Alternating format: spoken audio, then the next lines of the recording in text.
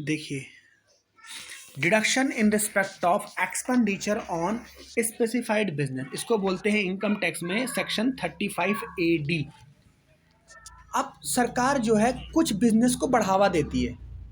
सरकार क्या करती है, कुछ बिजनेस को बढ़ावा देती है कि सरकार चाहती है कि इन सेक्टर में लोग व्यापार खोलें, इन नेचर का बिजनेस खोलें, इसको देश की ज़रूरत है, तो उसे बोलते हैं स्पेसिफाइड बिजनेस। और इसमें सरकार आपको सस्ती लैंड, वाटर, इलेक्ट्रिसिटी, सब्सिडी, बहुत प्रकार की सुविधाएं देती है।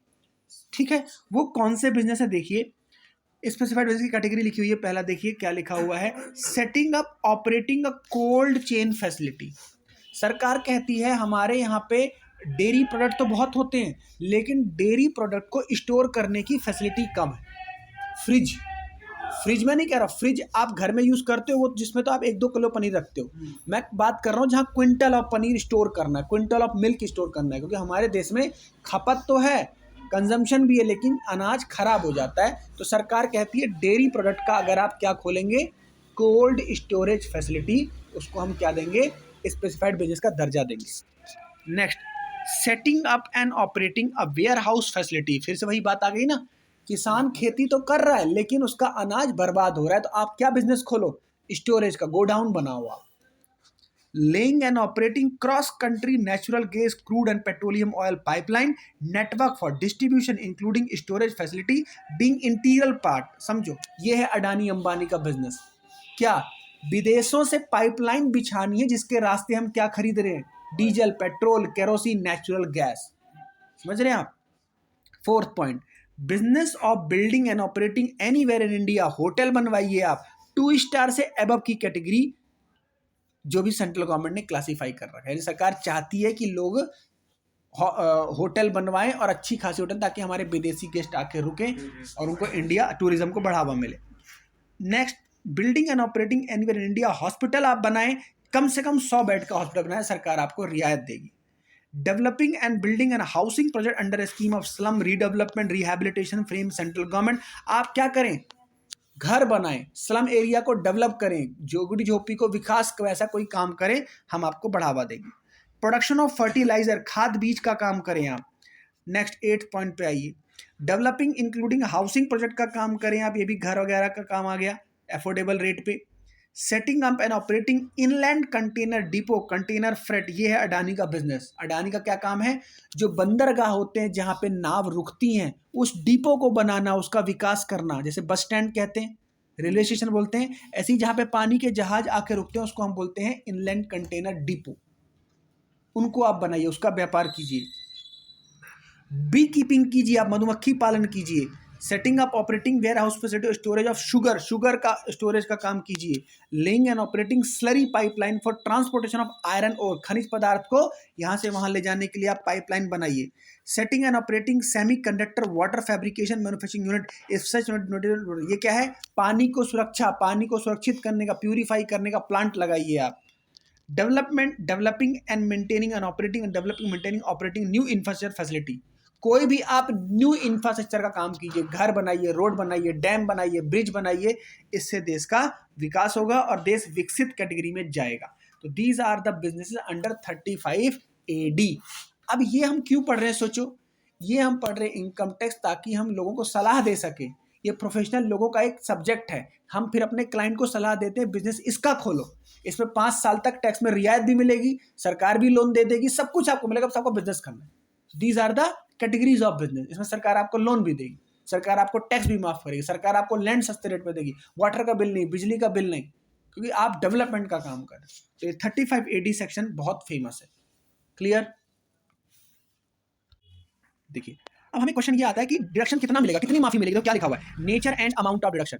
Nature and amount of deduction कितनी मिलेगी, तो लिखा हुआ है 100% deduction shall be allowed on account of any expenditure of capital nature incurred Holi and exclusively for the purpose of above business. सोच रहे हो आप, 100% अलाउ, मतलब इन बिजनेस को सेटअप करने में, लगाने में जो खर्चे आएंगे वो सारे आपके माइनस हो जाएंगे आपके प्रॉफिट से। समझ रहे हैं आप, ये खर्चा तो आप कर रहे हैं लेकिन आपका सारा इनकम टैक्स में डिडक्शन मिल जाएगा। और कई कई जगह कितना है दोस्तों, ये 150% भी है, कहीं कहीं पे 100% कितना है, 150%। मतलब अगर खर्चा हुआ 100 करोड़ तो माफी मिलेगी 150 करोड़। नहीं, डिडक्शन का मतलब क्या हुआ, डिडक्शन का मतलब क्या हुआ, आपका खर्चा हुआ 10 रुपए, हम आपके प्रॉफिट से माइनस करवाएंगे 15 रुपए। हम गवर्नमेंट पैसे नहीं दे रही है, गवर्नमेंट डिडक्शन देने का मतलब है माइनस करना, प्रॉफिट में से कम करना, क्योंकि इन बिजनेस में प्रॉफिट तो खूब होगा, तो प्रॉफिट खूब होगा, टैक्स में खूब बनेगा, तो टैक्स हम नहीं बनने देंगे, सरकार डिडक्शन देंगे। क्लियर? आगे तो कितना है 100% डिडक्शन, और कहीं कहीं कितना है 150% of tax audit. Page number कितना है 76 टैक्स ऑडिट। सबसे पहले ये समझिए टैक्स ऑडिट हमें करानी होती है जैसे ही आपका फाइनेंशियल ईयर खत्म हुआ, प्रीवियस ईयर खत्म हुआ 31 मार्च, आपको टाइम मिलता है 30th ऑफ सितंबर, लेकिन गवर्नमेंट इसको एक्सटेंड कर सकती है, रिटर्न फाइलिंग की डेट होती है इंडिविजुअल एचयूएफ की 31 July of end of previous year, company की होती है सितंबर, लेकिन गवर्नमेंट इसको एक्सटेंड कर सकती है। तो मैंने जो नोट्स में लिखा 30 अक्टूबर 2022 ये एक्सटेंडेड डेट थी, यानी जो आपका प्रीवियस ईयर खत्म हुआ उसकी टैक्स ऑडिट कराने की डेट कहाँ तक चली गई थी, 31 अक्टूबर तक। ठीक है, कौन करता है टैक्स ऑडिट? सीए करता है। और कितने प्रकार की ऑडिट होती हैं? स्टैच्यूटरी ऑडिट होती है, कॉस्ट ऑडिट होती है, स्टॉक की ऑडिट होती है। इसी प्रकार से ऑडिट कौन सी होती है? Tax audit. टैक्स ऑडिट में ऑब्जेक्टिव क्या है, क्यों होती है? देखिए, ये चेक करता है सीए आके कि आपने जो टैली, जो आपने बैलेंस शीट प्रॉफिट लॉस बनाया है वो सही बनाया है, नहीं बनाया। किसके अकॉर्डिंग? इनकम टैक्स के अकॉर्डिंग, जो अभी आपको मैंने पढ़ाया, क्या खर्चे अलाउ, क्या डिसअलाउ। टैक्स की सारी कंप्लायंस पूरी करी, नहीं करी, जीएसटी कोई बकाया तो नहीं, इनकम टैक्स का बकाया तो नहीं, कोई आरओसी का पैसा बकाया तो नहीं, ये सब चेक करेगा। और अकाउंट्स वर्सेस टैक्स, आप समझ में आया? अकाउंट्स वर्सेस टैक्स चेक करेगा, अकाउंट्स का डेप्शन, टैक्स का डेप्शन, ये चेक करेगा, है ना, कि अकाउंट्स जो कहता है वो ठीक है, लेकिन हम प्रॉफिट एंड लॉस अकाउंट बनाएंगे as per income tax. Applicability check कीजिए, ध्यान से पढ़िएगा। एप्लीकेबिलिटी दो प्रकार से होती है, एक टर्नओवर बेसिस पे और एक प्रॉफिट बेसिस पे। टर्नओवर बेसिस पे कहता है अगर आप क्या करते हैं, अगर आपका व्यापार यानी आपका जो बिजनेस है उसमें जो आपकी ट्रांजेक्शन्स हैं, जो रिसिप्ट एंड पेमेंट आप करते हो, 95% से ज़्यादा आपका लेन देन कैसे होता है? डिजिटल होता है। मतलब आपका 95% तक पैसा ऑनलाइन पेमेंट्स होती है। तो 10 करोड़ लिमिट है, 10 करोड़ से ऊपर अगर आपकी टर्नओवर है तो टैक्स ऑडिट आपकी होगी, 10 करोड़ से कम है तो नहीं होगी। ये बात समझ में आती है? प्रॉफिट बेस पे बात करें तो यहाँ पे गवर्नमेंट क्या कहती है, अच्छा नहीं, प्रॉफिट पे नहीं, अभी टर्नओवर पे ही देखो, स्लैश को ध्यान से देखो। अगर आपका बिजनेस 95% नहीं है डिजिटल, मतलब 5% ज़्यादा कैश में है, समझ रहे हो, तो फिर आपकी टर्नओवर 1 करोड़ है। तो बताओ नुकसान हो रहा है, फायदा हो रहा है? कैश वालों को नुकसान हो रहा है। क्यों? 1 करोड़ पे ही टैक्स ऑडिट एप्लीकेबल हो गई। अगर डिजिटल है तो 10 करोड़ तक आप टैक्स ऑडिट मत कराओ, चलेगा। अगर आपकी ट्रांजेक्शन 5% ज़्यादा कैश में होती है टोटल टर्नओवर का, तो हम आपसे क्या बोलेंगे, टैक्स ऑडिट आपकी 1 करोड़ के ऊपर एप्लीकेबल हो जाएगी। ठीक है, आगे पॉइंट एक लिखा हुआ है, देखिए, if opted 44 AD and showing profit margin below 6 to 8% turnover, then tax audit होगी। सर ये क्या मतलब? ध्यान सुनिए, एक सेक्शन होता है 44 AD। इस 44 AD कहता है कि आप अपने प्रॉफिट को अजम्पशन बेसिस पे दिखा सकते हो। हमने प्रॉफिट लॉस नहीं बनाया, तो हमने अजम्पशन बेसिस पे दे दिया कि मेरा प्रॉफिट 20%, 30%, 40%। लेकिन गवर्नमेंट कहती है कि इतना भी कम मत दिखाओ कि हमें डाउट हो जाए। तो गवर्नमेंट कहती है 6% और 8%। अगर आपका बिजनेस फिर से वही डिजिटल है और आप अजम्पशन बेसिस पे क्या दे रहे हो हमें, इनकम, तो 6% से कम नहीं होना चाहिए। अगर 6% से कम बोल रहे हो है तो फिर टैक्स ऑडिट करवाओ, हमें डाउट। समझ रहे हो यहाँ पे ध्यान से? अगर आप 44 AD में रिटर्न फाइल कर रहे हो और सरकार को कह रहे हो कि मेरा प्रॉफिट 6% से कम है और आपका बिजनेस क्या है, मोस्टली डिजिटल है, तो 6% से कम में टैक्स ऑडिट है, ज़्यादा में नहीं। ज़्यादा है तो मतलब ठीक कर रहे हो। और अगर कैश में व्यापार है और कह रहे हो 8% से प्रॉफिट है, 8% से कम है, तो फिर हम आपको क्या करवाएंगे, टैक्स ऑडिट करवाएंगे। थोड़ा सा मैंने यहाँ पे गलत बोल दिया, 8% है डिजिटल वालों के लिए, 6% है कैश वालों के लिए। कैश वालों को हमेशा कम में पकड़ लेंगे, ठीक है।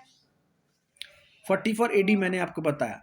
अब 44 AD मैंने आपको बता दिया होती क्या है। 44 AD लेता कौन कौन है? मोस्टली वो लोग लेते हैं जिनका बिजनेस व्यापार नहीं है, जो प्रोफेशनल लोग हैं, जैसे डॉक्टर, लॉयर, सीए, इनको हम देते हैं। और इनको हम बोलते हैं कि आपको मिनिमम प्रॉफिट कितना दिखाना है, जीपी 50% दिखाना है। देखो, जो बिजनेस वाले लोग होते हैं, जो ट्रेडर होते हैं, उनका प्रॉफिट मार्जिन कम होता है। इस बात को ध्यान समझो। मैं पढ़ा रहा हूँ, मैं कोचिंग लाइन में हूँ, मेरा कोई खर्चा नहीं होता, मैं अपनी नॉलेज देता हूँ, पैसा कमाता हूँ, मेरा खर्चा क्या है, रेंट वगैरह है बस। लेकिन जो व्यापारी है वो तो खरीदेगा तभी तो बेचेगा, और खरीद के नुकसान भी हो जाता है, माल नहीं बिकता, तो उनका प्रॉफिट मार्जिन कम होता है, मार्जिन। और सर्विस सेक्टर का मार्जिन ज्यादा होता है। तो इसलिए गवर्नमेंट ने यहाँ पे बोला अगर आप प्रोफेशनल हो तो आपको हम 50% तक के प्रॉफिट पे टैक्स ऑडिट नहीं करवाएंगे। 50% से ज्यादा जीपी अगर आप दिखाएंगे तो आपकी टैक्स ऑडिट नहीं है, कम दिखाओगे तो टैक्स ऑडिट है। जीपी यहाँ पे नेट प्रॉफिट नहीं है, जीपी ग्रॉस प्रॉफिट। ठीक है, बात समझ में आती है? तो 44 AD हो गया, ऐसे समझिए 44 AD हो गया किसके लिए, बिजनेस ट्रेडर के लिए। और जो मैंने डॉक्टर, इंजीनियर, लॉयर बताया उनके लिए बस सेक्शन अलग है, सिस्टम एक ही है, उसको हम बोलते हैं 44 ADA। उनके लिए क्या लगता है 44 ADA। और उनको ध्यान रखना है कि उनको अपना जीपी 50% से कम नहीं दिखाना, दिखाओगे तो क्या करवानी पड़ेगी, टैक्स ऑडिट करवानी पड़ेगी, सीए को खर्चा देना पड़ेगा। बिजनेस वालों के लिए 44 AD is for business traders, व्यापारी। अब प्रोफेशनल्स के लिए क्या है 44 ADA, लेकिन उनको जीपी कितना दिखाना है, कम से कम 50 दिखाना है। 50 से कम में क्या करवाना पड़ जाएगा, उनको टैक्स ऑडिट करवाना पड़ जाएगा। चलिए आगे देखते हैं। अब टैक्स ऑडिट हमने लिमिट पढ़ ली। अब देखते हैं हम लोग यहाँ पे टैक्स ऑडिट के फॉर्म कौन कौन से होते हैं। देखिए टैक्स ऑडिट का फॉर्म एक लिखा हुआ है 44। जब हम टैक्स ऑडिट करते हैं 3 फॉर्म है, 3CA, 3CB, 3CD। ये क्या होता है सर, ये ऐसे मान के चल लो आप कि जब सीए ऑडिट करने आएगा तो कुछ फॉर्म भरवाएगा। 3CA 3CB होती है टैक्स ऑडिट की रिपोर्ट, और 3CD होता है फॉर्म जिसमें होते हैं क्वेश्चनियर, जिसमें होते हैं क्वेश्चंस जो आपसे पूछे जाते हैं। और इसमें 45-46 क्वेश्चन होते हैं। और क्वेश्चन कैसे होते हैं, related to tax and account, जिसमें पता चल जाएगा कि एसएससी ने कोई छुपाया तो नहीं है। क्वेश्चन कैसे होंगे मैं आपको सैंपल दिखाऊंगा प्रैक्टिकल क्लास में। 44 AD वो दिखा दूंगा फॉर्म, सॉरी 3CD फॉर्म दिखा दूंगा। कोई एसेट तो नहीं बेचा, कोई आरओसी का पैसा तो नहीं दिया, कोई गेन तो नहीं हुआ, कोई पर्सनल एक्सपेंस तो नहीं किया। तो ये क्वेश्चन से पता चल जाएगा कि उसकी अकाउंट सही है या गलत। तो 3CD क्या है, एक फॉर्म है जो फिल करना होता है, मैंडेटरी, गवर्नमेंट को अपलोड होता है। और 3CA 3CB फॉर्म है, 3CA अलग लोगों के लिए, 3CB अलग लोगों के लिए। ठीक है, अब लिखा हुआ है दोस्तों पेनल्टी। अगर टैक्स ऑडिट आप पे एप्लीकेबल है या थी, आपने नहीं कराई, तो अगर गवर्नमेंट को पता लगता है तो पेनल्टी लगेगी कितना दोस्तों, 5% ऑफ टर्नओवर, जितनी टर्नओवर है, या 1.5 lakh, minimum of 2, minimum of 2। ठीक है, बस ये हमारा टैक्स ऑडिट यहाँ पे खत्म होता है। क्लियर?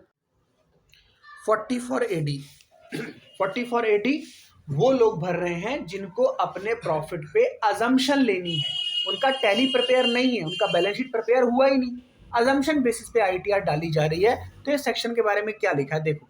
अगर आप 44 AD में रिटर्न फाइल करते हैं तो आपको क्या फायदा होता है, no need to follow other provision of PGBP। तो जो PGBP के नियम कानून आप पे लगेंगे ही नहीं, क्योंकि आपने अजम्पशन बेसिस पे बता दिया। हाँ, मिनिमम प्रॉफिट आप दे देना गवर्नमेंट को, बस जो आपने गवर्नमेंट ने बता रखा है। यानी सेक्शन जो मैंने आपको पढ़ाया अभी, उस सेक्शन का नाम है 28 से 43 तक, वो सब आप पे एप्लीकेबल नहीं है। और 44 AD लेता कौन है, तीसरा पॉइंट लिखा हुआ है, स्मॉल बिजनेस, स्टार्टअप्स, जिनकी बैलेंस शीट PNL रिक्वायर्ड नहीं है या बनाया नहीं है जिन्होंने। ठीक है, अच्छा, हु इज एलिजिबल, कौन 44 AD ले सकता है, यानी सबको नहीं देंगे। पता रिलायंस, विप्रो, जेनपैक्ट ये सब 44 AD से रिटर्न फाइल कर रही है, नहीं। तो फिर हम टर्नओवर चेक करेंगे। टर्नओवर क्या बोलती है, turnover not exceeding 2 crore in previous financial year. भैया आप ऐसे व्यापारी हैं जिनकी प्रीवियस ईयर की टर्नओवर 2 करोड़ से ज्यादा रही है, तो 44 AD आप मतलब आप एक्चुअल प्रॉफिट बताओ कितना है, उस पर आप टैक्स भरो। मिनिमम प्रॉफिट फिर से वही आ गया, ये स्पेलिंग मिस्टेक है, प्रोफाइल नहीं है, प्रॉफिट है। मिनिमम प्रॉफिट मैंने आपको बताया, अगर आपका कैश में बिजनेस है ज्यादा तो मिनिमम 8% दिखाना है, मिनिमम 8% प्रॉफिट होना चाहिए। 10 दिखाओ, 12 दिखाओ, 15 दिखाओ। लेकिन अगर आप मिनिमम प्रॉफिट 8% नहीं दिखा रहे हो, कैश का काम है, तो 44 AD नहीं देंगे। और 6% किसके केस में, डिजिटल पेमेंट, भाई बैंकिंग चैनल के थ्रू आपकी ट्रांजेक्शन होती है, तो आप 44 AD ले सकते हैं। ये उल्टा नहीं हो गया? उल्टा नहीं, अगर आप विद इन लिमिट है तो ठीक है, वरना होगी ना टैक्स ऑडिट। टैक्स ऑडिट हुई तो 44AD थोड़ा ना मिला। 44AD की टैक्स ऑडिट नहीं होती। 44AD अगर ले टैक्स ऑडिट कहाँ हुई, लेकिन जब डाउट है तो टैक्स ऑडिट होती है। ठीक है।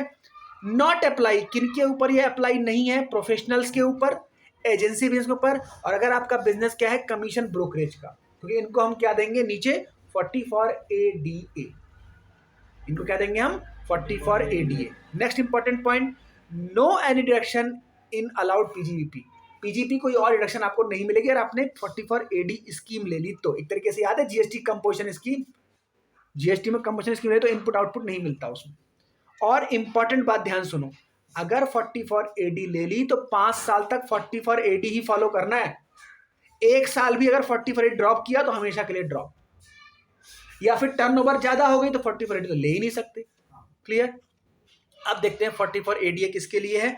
44ADA doctor, advocate, engineer, architect, accountant, consultant, ये सब जो प्रोफेशनल हैं, इनको मिनिमम रिसिप्ट कितनी दिखानी है दोस्तों? 50% ग्रॉस प्रॉफिट दिखाना है। नहीं दिखाओगे तो क्या हो जाएगी? टैक्स ऑडिट, क्योंकि हमें आपके ऊपर डाउट है। लेकिन और टर्नओवर की लिमिट कितनी है? अगर आपकी टर्नओवर 50 लाख से ऊपर है तो आपको टैक्स ऑडिट करानी पड़ेगी। तो देखो गवर्नमेंट दो तरीके से पकड़ रही है आपको, एक पकड़ रही है प्रॉफिट कम दिखाने पे, एक पकड़ रही है ज्यादा बिजनेस होने पे। तो अगर आपका बिजनेस 50 लाख से ऊपर है तो भैया कराओ टैक्स ऑडिट, हमें भी कुछ पैसे दो। लेकिन आप कह रहे हो मेरा तो प्रॉफिट ही कितना हुआ, 50% मेरा प्रॉफिट कम है जीपी, तो हमें डाउट है, फिर करवाओ। तो एक बार प्रॉफिट के हिसाब से, एक बार टर्नओवर के हिसाब से लिमिट गवर्नमेंट ने बना रखी है और आपकी टैक्स ऑडिट करवाई जाती है। ये हमारा हो गया 44AD एंड 44ADA। क्लियर। ये जब रिटर्न फाइल करते हैं तो ये बहुत यूज होते हैं सेक्शन बिजनेस रिटर्न में। नॉर्मली IITR कम लोगों को ज्यादा परेशान ना करने के लिए 44AD यूज हो जाता है। 44AD यूज होता है, बड़े बड़े व्यापारी नहीं है, लेकिन बड़ी कंपनियां है तो फिर प्रॉफिट और लॉस प्रॉपर बनता है, सारी पीजीटी कंप्लायंस पूरी करनी पड़ती है। ठीक है, राइट।